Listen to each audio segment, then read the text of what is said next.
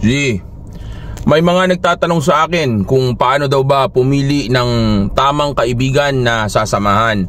Well, actually, kung matagal ka nang nanonood sa akin, ilang beses ko na rin namang ginawa ng video ang mga ito, o sabihin natin ilang beses ko na actually na mention ito sa ibang mga video ko. Pero of course, since may mga nagtatanong at may mga bagay kayong dapat ding malaman, ginawa natin ang video to ngayon para nang sa gayon ay of course mas matulungan ko kayo na pumili ng tamang kaibigan at magkaroon ka ng tamang grupo o support group na tutulong sa iyo para maabot mo yung mga bagay na gusto mong maabot, o sabihin nating makuha mo yung tunay mong potensyal at maging successful ka dito sa mundo, okay? O sa mga bagay na gusto mong makamit, okay?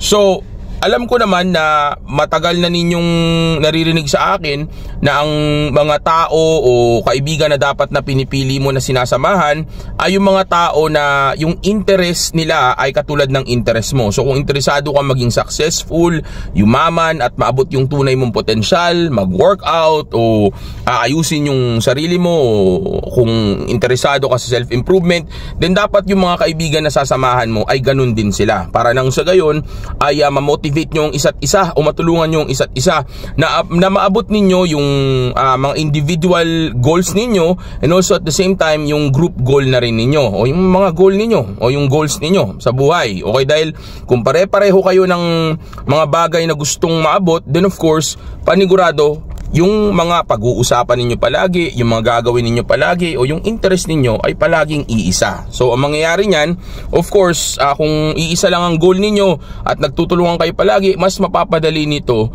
yung mga bagay na gusto ninyong maabot. At sa totoo lang, baka kung ano man yung goal mo ay mahigitan mo pa kung may mga tao na tutulong sa iyo. Ito okay lang mag-isa. Tandaan nyo, okay lang mag-isa. Panigurado, maaabot mo pa rin naman yung mga goals mo at yung mga pangarap mo, yung mga bagay na gusto mo mangyari. Mangyayari pa rin yun kung mag-isa ka. Pero mas mapapabilis ang trabaho mo kung may mga tao na tumutulong sa iyo. Okay? Mas mapapabilis at mas mapapadali. Pero mas safe kung mag-isa ka. Pero kung gusto mo mas mapabilis at mas mapadali, okay? Then panigurado, mangyayari pa rin naman yung mga bagay na gusto mo. Yun nga lang, medyo mas lamang yung may grupo o yung may mga taong tumutulong sa iyo. Of course, may katulong ka, 'di ba? No-brainer na 'yon.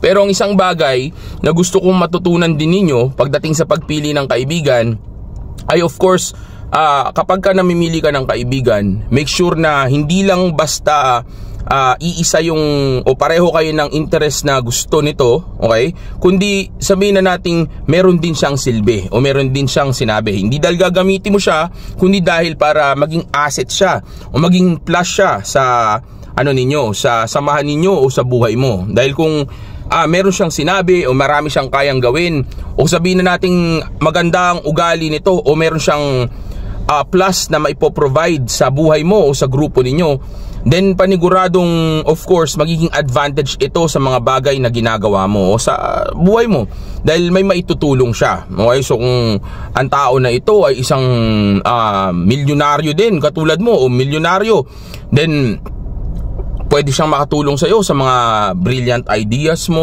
o pagdating sa pera, 'di ba? O pagdating naman sa connection, let's say dahil sikat yung kaibigan mo, 'di ba? So doon naman matutulungan ka niya doon. Okay? So kung pipili ka ng kaibigan, okay lang pumili ng kaibigan na kailangan yung tulong mo kahit na wala pa siyang sinabi ngayon, basta ang importante mayroong bagay na mapapakinabangan ka sa kanya, okay? O meron siyang maipoprovide, hindi yung walang kayang i-provide sa iyo. Like for example, maybe wala pa nga siyang pera ngayon, pero talented naman, o kaya sabihin natin malakas naman ang loob, o kaya ka naman yan tulungan sa mga trabaho mo, then pwede mo pa rin kaibiganin ito. Pero ito also, make sure din na kapag pipili kayo ng kaibigan, hindi lahat ng kaibigan na pipiliin ninyo ay yung mga yes man o yung oo lang ng oo sa inyo.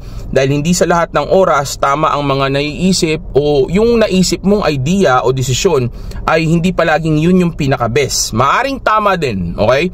Pero maaring mali din, okay? Pero maaring tama, okay? Pero maaring hindi naman yun yung best. So maaring yung nakakaalam ng best na decision ay yung kaibigan mo. So kung yung kinaibigan mo na may nalalaman na best ay yes man o oo lang ng oo sa iyo, then hindi niyo makukuha yung panigurado, yung pinaka best na answer o best na resulta ng isang bagay kung hindi niyo malalaman kung ano yung pinaka best na desisyon o best na strategy nga. Okay, which is actually yung naiisip ng kaibigan mo. So, pag pumili ka ng kaibigan, ang punto ko dito ay make sure na may ilan sa mga kaibigan mo na sabihin nating vocal din o nagsasalita din tungkol sa isang bagay. Pero of course, ang desisyon dapat sa iyo pa rin manggagaling.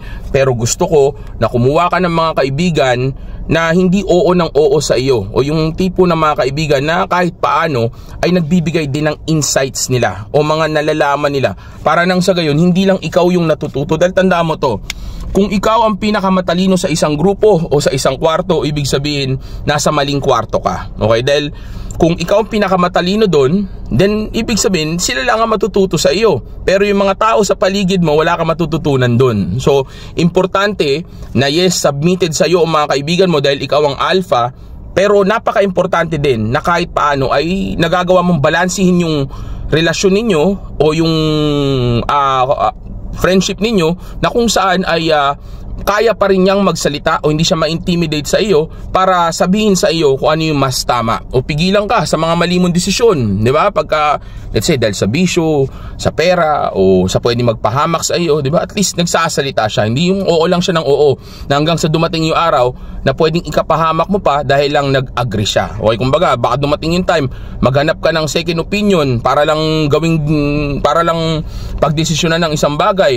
Kaso, mali nga yung desisyon na yun, pero since inagrihan ng kaibigan mo, naniwala ka na ngayon na tama. Kasi nga, syempre, may nag-agree. Diba? So, pwede pang mapahamak ka at pati yung kaibigan mo ay madamay dahil of course, kaibigan ka niya. So, mawawalan siya ng isang kaibigan na pwedeng tumutulong sa kanya o maaaring madamay pa siya doon, depende sa sitwasyon. Okay? So, again, okay lang na may mga kaibigan ka na nagtitiwala sa iyo at mataas ang respeto sa iyo, na tipong umaabot sa punto na kumbaga ikaw na ang pinapabayaan nila magdesisyon para sa sarili mo, sa grupo ninyo, even para sa kanila. Pero maganda rin na kahit paano ay may mga kaibigan ka na kumbaga sabihin natin may lakas ng loob para i-against ka sa mga mali mo at pagsabihan ka kapag ka pwede kang mapahamak. Okay? Dapat ang buhay ay palaging balanse. Okay lang na ang kaibigan mo ay sabihin nating sumusunod sa vision mo o naniniwala sa mga pinapaniwalaan mo, pero dapat hindi sila mga yes man o oo lang ng oo. Pero again, ang desisyon ay dapat manggaling sa iyo. Okay? And again, dapat ang kaibigan mo ay pareho yung goal na gusto mo, and also at the same time o pareho ng goal na gusto mo yung mga gusto rin nila. Okay? And also at the same time, dapat yung mga kaibigan na mapipili mo ay yung mga kaibigan na may silbi. Okay? Hindi yung walang silbi. Marami dyan na pag sinabi kong silbi, hindi naman ibig sabihin pera ka agad. Okay? Pwedeng may talento, may determinasyon, may pangarap, okay? Maganda ang ugali, o sabihin nating malaki ang koneksyon. Depende sa kung anong kaya niyang i-provide. Kaya nga like ko sinasabi sa inyo, pataasin niyo yung value niyo bilang tao. Mag-improve kayo, ayusin niyo yung sarili niyo. Dahil kung magagawa ninyong ayusin ang sarili niyo at pataasin ang value niyo, napakaraming mga taong maa-attract sa iyo na lalapit sa iyo o maniniwala sa vision mo. Okay? Kaya napaka-importante na pumili ka ng mga tao sa paligid mo na may mga sinabi. Hindi kailangan maging mayaman, hindi kailangan maging mapera, basta mayroon siyang kayang gawin para sa buhay o sa grupo mo. Stay!